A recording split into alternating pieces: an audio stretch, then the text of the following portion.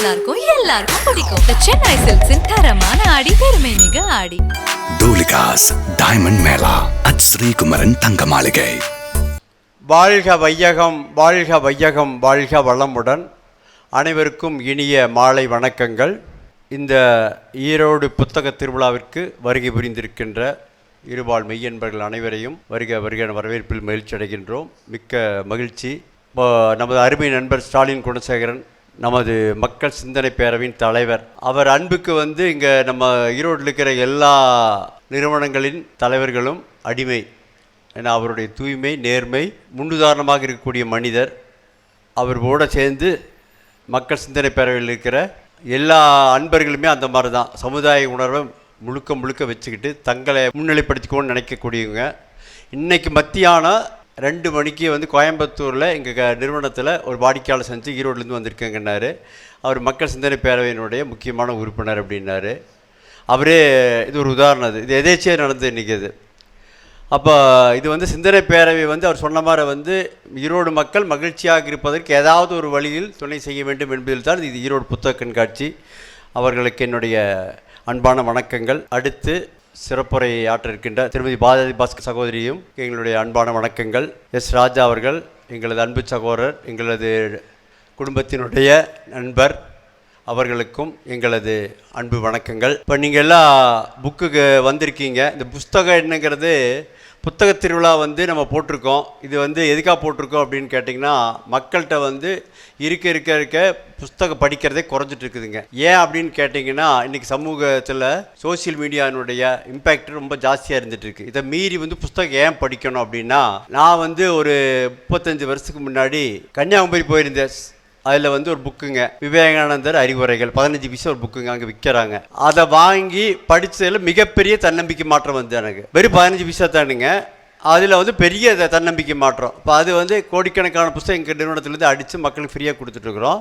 அந்த புஸ்தகம் அது அன்றைக்கி 15 பைசா சின்ன பாக்கெட்டில் வச்சுக்கிற மாதிரி இருக்கும். இது மாதிரி புஸ்தகம் வாழ்க்கையில் மிகப்பெரிய மாற்றத்தை ஏற்படுத்துங்க. இப்போ நான் காரில் போனாலும் சரி, ஃப்ளைட்டில் போனாலும் சரி, புஸ்தகம் இல்லாமல் எப்பவும் போகிறதே கிடையாது. கையில் எப்பவுமே புக்கு கையில் இருக்கும். புக்கு இல்லாமல் போனோம்னா அன்னைக்கு அது லைஃபே ரொம்ப போரிங்காக இருக்கும். இப்போ இந்த புஸ்தகம் படிக்கிறதுங்கிறது நம்மளுக்கு எல்லாத்துக்குமே ஒரு பெரிய நடைமுறையில் வாழ்க்கையில் வரணும்.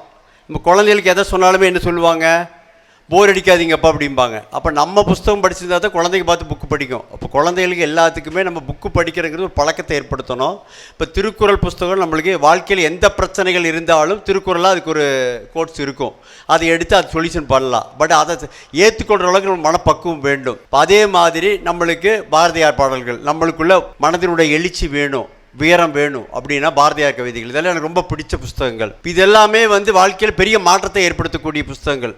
இப்போ விவேகானந்தர் எவ்வளோ புஸ்தகம் எழுதியிருக்காரு. இது எல்லாத்தையும் சுருக்கி தான் இந்த விவேகானந்தர் சிந்தனை உரைகள்னு சின்னதாக போட்டிருக்காங்க. அதில் பெரிய புக்கும் இருக்குது. இப்போ இது எல்லாமே வாழ்க்கையில் நம்ம அடிக்கடி புஸ்தகம் படிக்கிறது அப்படிங்கிறது ரொம்ப ஒரு பெரிய மாற்றத்தை ஏற்படுத்தும். அடுத்தது நம்மளுக்கு சிவானந்தர் புஸ்தகங்கள், அடுத்தது ஓசோ புஸ்தகங்கள், இது எல்லாமே வாழ்க்கையில் மிகப்பெரிய மாற்றத்தை ஏற்படுத்தக்கூடியது. சாதாரணமாக ஒரு மனிதனுடைய சாதாரண ஐக்கியூ லெவலில் இருந்து உலக மக்கள் நல்லா இருக்கும்னு நினைக்கிறவங்க தான் புஸ்தகமாக எழுதுகிறாங்க.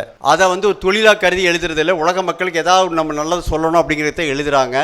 அவங்களோட அனுபவங்களை 50 வருஷம் 30 வருஷம் வாழ்ந்த வாழ்க்கையை சுருக்கி கொடுக்குறாங்க.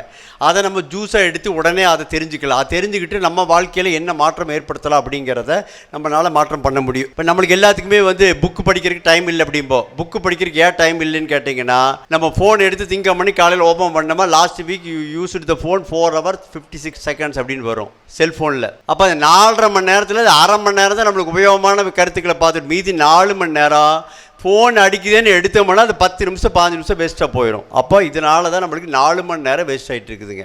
புஸ்தகம் படிக்கிறதுக்கு டைம் வேணும் அப்படின்னா டைம் மேனேஜ்மெண்ட் வேணுங்க. வாழ்க்கையில் மகிழ்ச்சியாக இருப்பதுக்கு தான் பிறந்திருக்கணும். நம்ம எல்லாருமே என்ன நினச்சிக்கிறோம், மாமன் விட மச்சான் விட நம்ம வசதியாக இருக்கணும், எல்லோரும் உலகத்தில் இருக்கிறவங்க நம்மளை மதிக்கணும் அப்படிங்கிற நம்மளை நம்ம மதிக்கிறதாங்க உலகத்தில் மிகப்பெரிய விஷயம்ங்க. அதனால் அதை ரொம்ப முக்கியமான விஷயம்ங்க. அதுக்கு நம்மளை நம்ம ஒவ்வொரு நிமிஷம் மேன்மைப்படுத்தி கொள்ள வேண்டும். நிகழ்காலத்தில் இருக்க பழக்கப்படுத்திக் கொள்ள வேண்டும். அது இதுதான் வந்து நம்மளுடைய கொள்கையாக இருக்கணும். புக்கு படிக்கிறது அப்படிங்கிறது மகரிஷி சொல்லுவாங்க, ஒரு தேவையற்ற விஷயங்களை கேட்டாலோ கண்ணில் பார்த்தாலோ அல்லது நீங்கள் பேசினாலோ வந்து அது வந்து அதோட மறந்துடாதுங்க. அது ஜெனடிக் சென்டரில் போய் ரெக்கார்ட் ஆகிக்கும், கருமையத்தில் போய் பதிவு ஆகிருக்கும். அது அப்பப்போ நம்ம சும்மா இருக்கும் பொழுது ரெஃப்ளெக்ட் ஆகி நம்மளுக்கு அந்த தேவையில்லாத தீய விஷயங்களை செய்வதற்கு நம்மளை ஊக்கப்படுத்தி கொண்டு இருக்கும். இதுக்கு என்ன பண்ணுறது அப்படின்னு கேட்டிங்கன்னா, நல்ல விஷயத்தை தேடி பிடிச்சி உள்ளே போடணும் அப்படிம்பாங்க. தேடி பிடிச்சி உள்ளே போகிறதுக்கு நம்ம விதவிதமான புத்தகங்களை வீட்டில் வச்சுக்கிட்டோம்னா ஒவ்வொரு நாள் நேற்று இதை படித்தோம், நேற்று தன்னம்பிக்கைக்காக புக்கு படித்தோம், இன்றைக்கி வந்து தொழில் அபிவிருத்திக்காக படிக்கிறோம், குழந்தைகளை வளர்த்துறக்காக படிக்கிறோம், சமூக சேவைக்காக ஒரு புக்கு படிக்கிறோம் அப்படின்னு தினசரி ஒவ்வொரு புத்தகங்களை போட்டு நல்ல விஷயங்களை உள்ளே போட்டே இருக்கும்போது மைண்டு வந்து எப்பவுமே எம்டியாக இருக்கக்கூடாது. நம்ம எல்லாத்துக்குமே தெரியும், empty mind is devil's paradise அப்படிங்கிறது. அது வந்து பேய்களின் கூடாரமாக மாறிடும். அதை வந்து நம்ம தவிர்க்கிறதுக்கு தேடி பிடிச்சிட்டு நல்ல விஷயங்கள் போடுறதுக்கு உடனே ரெடி ரெக்கனராக புக்கு தான் நம்மளுக்கு யூஸாக இருக்கும். இப்போ முக்கியமாக வந்து செல்ஃபோன்லேயே எல்லா வருது, எதுக்கு புக்கு படிக்கிறது? இதுதான் மக்களுடைய முக்கியமான கேள்வி. செல்ஃபோனால் என்னென்ன தீமை நடக்குன்னு எல்லாத்துக்கும் தெரியும். இப்போ எங்கள் கடைகளே நான் கேட்பேன், நான் அப்பப்போ அப்படி ரவுண்ட்ஸ் போகும்போது கேட்பேன் குழந்தைகிட்ட, என் கண்ணு ஃபோன் பார்த்தோம்னா என்ன கேடும்? கண்ணு கேடு, பார்க்கலாமா? பார்க்கக்கூடாதுங்க. உடனே 10 8 குழந்தைங்க அப்பா அம்மா கொண்டு போய் ஃபோனை கொடுத்துருவாங்க. 2 குழந்தைங்க மட்டும் மடி பார்த்துட்டு இருக்கு, சொல்கிறத கேட்காம. அப்போ என்ன இதில் கருத்துன்னு கேட்டிங்கன்னா, மக்களுக்கு வந்து இது எல்லாமே வந்து ஒரு விஷயத்தை வந்து நம்ம பழக்கப்படுத்த வேண்டும். பழக்கப்படுத்துறது அப்படிங்கிறது உதாரணமாக நம்ம வந்து யோகா பண்ணோம் அப்படின்னு நம்ம சொல்கிறோம். யோகா பண்ணுறோன்னு சொன்னால் குழந்தை கேட்காது, நம்ம எஞ்சி யோகா பண்ணாத நம்ம குழந்தை கேட்கும். அப்போ மகரிஷி, வேதாத்திரி மகரிஷியினுடைய நான் வந்து சீடர், அதனால் வந்து சொல்கிறேன்னா மகரிஷியோட ஒரு வார்த்தை என்னன்னு கேட்டிங்கன்னா, குடும்பத்தில் நீங்கள் எப்படி வந்து பாத்ரூம் போகிறன்னு சொல்லித்தர்றீங்க, பல்லு விளக்குற சொல்லித்தர்றீங்க, எல்லாம் சொல்லித்தர்றீங்க. உடம்ப நல்லா வச்சுக்கிறக்கும் மன சந்தோஷமாக வச்சுக்கிறதுக்கு யாரும் சொல்லித்தர்றதில்ல. வாழ்க்கையில் நம்ம ஆரம்பத்தில் இருந்து பிறந்ததில் இருந்தே குழந்தைக்கு வந்து பணம் சம்பாதிக்கிறது மட்டும்தான் நம்ம சொல்லி கொடுத்துட்ருக்குறோம். வாழ்க்கையில் மகிழ்ச்சியாக இருப்பது சொல்லி கொடுத்தா பணம் சம்பாதிக்கிறது ஈஸியாக இருக்கும், ஃபோக்கஸிங் ஈஸியாகிடும். அப்போ யோகா பண்ணுறதை நம்ம பண்ணால், தாய் தகப்பன் பண்ணால் குழந்தை பார்த்து பண்ணணும். அதே மாதிரி புஸ்தகத்தை குழந்தைக்கு படிக்க வச்சு நம்ம குழந்தைக்கு முன்னாடி புக்கு படிச்சோன்னா புக்கு படிக்கும். நம்ம செல்ஃபோன் பார்த்துருந்தால் அது செல்ஃபோன் தான் பார்க்கும். நம்ம டிஸ்டர்பன்ஸாக இருக்குன்ட்டு நம்ம ஒரு ஃபோனை வச்சுக்கிட்டு குழந்தைகிட்ட ஃபோனை கொடுத்து நம்மளும் பார்த்துட்டு இருப்போம், அதுவும் பார்த்துட்டு தான் 10 8 குடும்பத்தில் நடந்துட்டு இருக்குதுங்க. அப்போ அந்த குழந்தை கண்ணு கெட்டு வாழ்க்கையில் அது அடிக்ட் ஆயிரும். அடிக்ட் ஆகி என்ன ஆகும்? நல்ல விஷயங்களை ஏற்புத்திறனாக இருக்க அதில் இருக்கக்கூடிய வெளிச்சம் அதை வந்து அப்புறம் அட்ராக்ட் பண்ணும். ஒரு விட்டில் பூச்சியாட்டம் அது இழுக்கும். அப்போ இதான் நடந்துட்டு இருக்குதுங்க எல்லா குடும்பத்திலையும். இதை நம்ம வந்து கரெக்டாக ஃபாலோ பண்ணாலே குழந்தைங்க எல்லாமே புக்கு நல்லா படிக்கும். இப்போ இந்த ரீடிங் ஹேபிட்ஸ் இதெல்லாம் வர்றதுக்கு வந்து இப்போ நம்ம இதெல்லாம் இது வரைக்கும் சொல்லிகிட்ருக்கோம். இதை வந்து தொடர்ந்து நம்ம வந்து புஸ்தகங்களை படிக்கிறது அப்படிங்கிறது பெரிய நல்ல விஷயங்க. இப்போ உலகத்தில் வாழ்க்கையில் வெற்றி பெறுவதற்கு 3 விஷயம், மகரிஷியினுடைய விஷயம் வந்து என்னென்னு கேட்டிங்கன்னா, உடல் நலமாக இருக்க வேண்டும், மனம் வளமாக இருக்க வேண்டும், அடுத்து பெஸ்ட்டு கேரக்டர் இருக்கணும். இப்போ 4 நாளைக்கு முன்னாடி நம்ம டாட்டானுடைய சேர்மன் வந்திருந்தாங்க கோயம்புத்தூருக்கு. அவங்க சொன்னது ஒரே கருத்தை சொன்னாங்க. என்ன சொன்னாங்க அப்படின்னு இதைத்தான் சொன்னாங்க, ஃபிட் ஃபார் ஜாப்பாக இருக்கணும். நீங்கள் எல்லாருமே ஃபிட் ஃபார் ஜாப்பாக இருந்தால் மட்டும்தான் நீங்கள் வந்து இதை வந்து பண்ண முடியும், தொழில் நடத்த முடியும் அப்படின்னாங்க. அப்போ ஃபிட் ஃபார் ஜாப்புக்கு நம்மகிட்ட வேலை செய்கிறவங்களும் நீங்கள் உதாரணம் எடுத்துங்க. எங்கள் நிறுவனங்களில் நிறையா நிறுவனங்களில் வச்சுருக்கோம், மோர் தென் 50,000 பேருக்கு மேலே எங்கள் நிறுவனங்கள் வேலை பார்க்குறாங்க. இதில் என்னென்னு கேட்டிங்கன்னா, ஒரு சாதாரண ஒரு லேபருக்கும் சூப்பர்வைசருக்கு என்ன வித்தியாசம்னா, அந்த ஒரு சூப்பர்வைசருக்கும் மேனேஜருக்கு எதாவது வித்தியாசம், மேனேஜரை விட ஒரு ஜிஎம்முக்கோ ஒரு ஓனருக்கோ இதாக வித்தியாசமாக இருக்கணும். இந்த 3ஐயும் பழக்கப்படுத்துறது பழக்கம் வழக்கமாக இருந்தால் நம்மளுக்கு கண்டிப்பாக வளர்ச்சி தொடர்ச்சியாக வந்துவிடும். இதுதான் வந்து கண்டிப்பாக வாழ்க்கையில் நடக்கக்கூடிய விஷயங்க. இதை வந்து நம்ம வாழ்க்கையில் உடம்பை ஃபிட்டாக வச்சுக்கணும், மைண்டு ஃபிட்டாக வச்சுக்கணும். மைண்டை ஃபிட்டாக வச்சுக்கிறதுக்கு புக்கு யூஸ் ஆகும். இப்போ நம்ம புஸ்தகம் உடற்பயிற்சி பண்ணுறதுக்கு புஸ்தகங்கள் நிறையா வந்திருக்கு, அதை பார்த்து செய்யலாம். அடுத்தது கேரக்டர் நல்லா இருக்கிறதுக்கு என்ன பண்ணணும், நம்ம வந்து வாழ்க்கையில் தீய விஷயங்களும் உள்ளே போகாமல் பார்த்துக்கணுங்க. இதுதான் வந்து நம்ம தெரிஞ்சு கொள்ள வேண்டிய அவசியமான முக்கியமான விஷயம். இந்த 3ஐயும் கடைப்பிடிச்சோம்னா வாழ்க்கையில் வெற்றி மீது வெற்றி வரும். அடுத்தது ஃபோக்கஸிங் அதிகமாக இருந்தால் தான் நம்மளால் ஜெயிக்க முடியும். பணம் சம்பாதிப்பதற்கும் அதுதான், வாழ்க்கையை அனுபவிப்பதற்கும் அதுதான் தேவை. சாதாரணமாக ஒரு தண்ணி குடித்தவங்க கூட சந்தோஷமாக இருக்கும். அந்த தண்ணியில் வந்து சுவை இல்லைங்க, நம்ம நாக்கில் தான் சுவை இருக்குது. ஒரு பொருளின் அழகு பொருளில் அல்ல, பார்க்கின்ற கண்கள் இருக்குதுன்னு ஒரு பழமொழி இருக்குங்க. அந்த மாதிரி வந்து ஒரு பொருளினுடைய சுவை வந்து அந்த சாப்பிட்ற பொருள் அல்ல, நம்ம கண்ணை மூடி நல்லா சுவைச்சு சாப்பிட்டா தண்ணி கூட டேஸ்ட்டாக தெரியுங்க. இதுதான் மகரிஷியினோட கருத்துங்க. அதனால் எல்லா இதுக்குமே வந்து வாழ்க்கையை அனுபவிக்கிறதுக்கும் சரி, பணம் சம்பாதிக்கிறதுக்கும் சரி, அதுதான் அது. நம்ம எல்லாருமே பிறந்திருக்கிறதே எல்லாமே நம்ம பணம் சம்பாதிக்க மிஷின் மாதிரி நினச்சிட்டு தான் வாழ்ந்துட்டுருக்கோம். அதிகபட்ச மக்கள் இப்படி தான் இருக்கிறோம். யாரும் சொல்லித்தரக்கு ஆள் கிடையாதுங்க. வாழ்க்கையை மிகப்பெரிய இழப்பு என்னன்னு கேட்டிங்கன்னா, வாழ்க்கையை அனுபவிக்காமல் விட்ட ஒவ்வொரு நிமிடமும் ஒவ்வொரு நாளும் திருப்பி வாழ்க்கையில் எத்தனை கோடி கொடுத்தாலும் திருப்பி கிடைக்காதுங்க. அதை நிகழ்காலத்தில் மனதை ஒருநிலைப்படுத்தி பழக்கப்படுத்துவதே நாம் பிறந்திருக்கனுடைய ரகசியம். இதுக்காக இறைவன் நம்மளை படைச்சிருக்கிற அன்றாட வாழ்வை ஆழ்ந்து அறிந்து அனுபவித்து வாழ இன்றேனும் பயிற்சிக்கு வாருங்கள் அப்படின்னு மகிழ்ச்சி சொல்லுவாங்க. திண்டு திரிந்து உறங்கவோ பிறந்தோம் என்றென நினைந்ததால் அன்றாட வாழ்வை ஆழ்ந்து அறிந்து அனுபவித்து வாழ இன்றேனும் பயிற்சிக்கு வாருங்கள் அப்படிம்பாங்க. இதுதான் வந்து வாழ்க்கையினுடைய நோக்கங்க. எல்லாருமே இன்னையில் இருந்து இதை வந்து நம்ம பழக்கமாக ஏற்படுத்திட்டு இங்கே நம்ம கேட்டுக்கொண்ட விஷயங்கள் உங்களோட வச்சுக்கிட்டு இருக்காமல் உங்களுடைய ஃப்ரெண்ட்ஸ் ரிலேட்டிவ்ஸுக்கு எல்லாத்துக்கும் சொல்லுங்கள். எல்லாத்துக்குமே நம்ம குழந்தைகளுக்கு எல்லாத்துக்குமே நம்ம வந்து ரோல் மாடலாக இருக்கணும். சாதாரணமாக நம்ம வந்து ஏதோ ஒன்று சொல்லிட்டு இருந்தோம்னா அவங்க வந்து அதை எடுத்துக்க மாட்டாங்க. சின்ன வயசுலேருந்து குழந்தைகளுக்கு எல்லாத்துக்குமே நம்ம ரோல் மாடலாக இருக்கணும். அடுத்தது கடவுள் என்னங்கிற ஒரு மிகப்பெரிய தத்துவம், உலகத்தினுடைய அமைதி வேணுக்கு மகரிஷி வந்து ஒரு பெரிய மீட்டிங் போட்டிருந்தாங்க இன்டர்நேஷனல் லெவலில். அந்த மீட்டிங்கில் வந்து நாங்கள் நைட்டு போய் பேசிகிட்டு இருந்தோம். அண்ணா வந்து எஸ்கேஎம் அண்ணா தான் தலைவர், நம்ம உபதலைவராக இருக்கோம், இன்னும் 3 பேர் இருக்கிறாங்க. மகரிஷிட்டு கேட்டப்போ அவர் சொன்னாங்க, அது ஒன்றும் இல்லைங்க, கடவுளில் என்னங்கிறத மக்களுக்கு சொல்லிட்டா போதுங்க, உலக அமைதி வந்துருங்க அப்படிம்பார். மகரிஷி எல்லா கூட்டங்களையுமே இந்த விஷயத்த சொல்லுவாங்க. இது வந்து இந்த மேடைக்கு பொருத்தமாக இல்லைனாலும் நம்ம எல்லாம் சந்தோஷமாக இருக்கிறதுக்கு ரொம்ப துணை செய்யும். அதுக்காக இது அவசியம் சொல்லியே ஆகணுங்க. நான் இதை வந்து 1993 வேதாத்திரி மகரிஷிட்டு பயிற்சி எடுத்துக்கொண்டேன். பிரம்மஞான பயிற்சின்னு அது பேருங்க.